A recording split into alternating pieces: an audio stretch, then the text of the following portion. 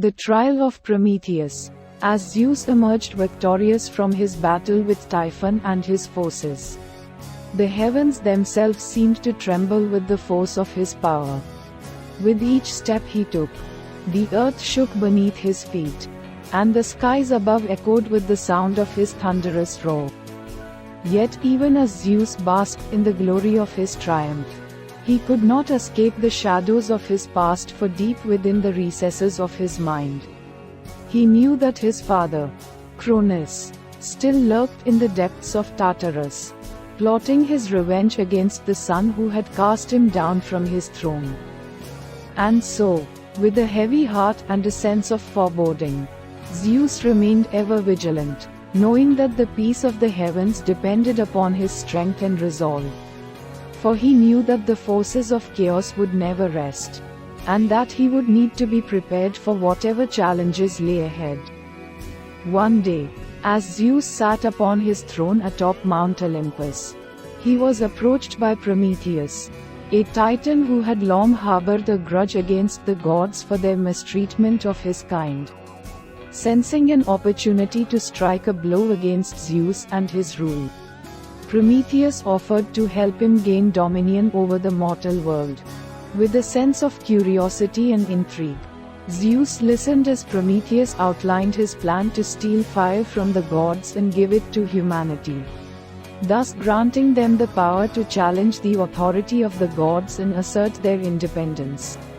Though Zeus was hesitant to trust the Titan, he saw an opportunity to demonstrate his benevolence and generosity to both mortals and gods alike.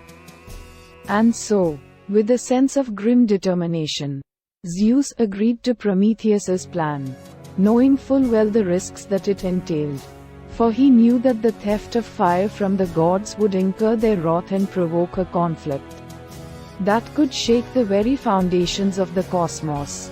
With Prometheus at his side, Zeus descended from Mount Olympus to the mortal world, where they stole fire from the forge of Hephaestus and carried it back to humanity.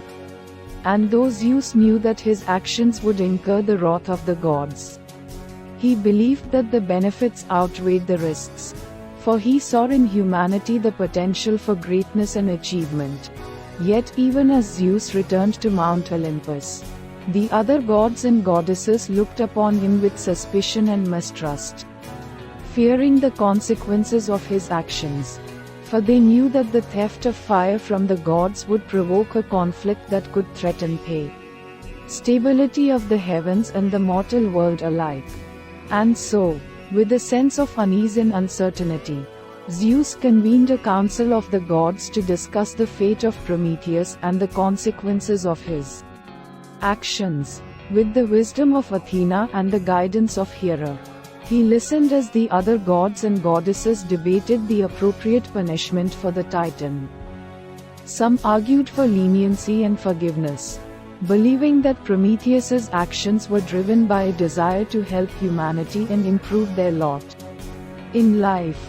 Others called for harsh retribution, believing that his theft of fire from the gods constituted a grave offense that could not go unpunished.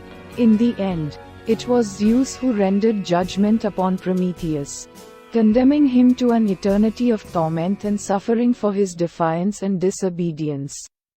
And though his heart was heavy with sorrow, Zeus knew that the peace of the heavens depended upon his strength and resolve, and that he could not afford to show mercy to those who challenged his authority.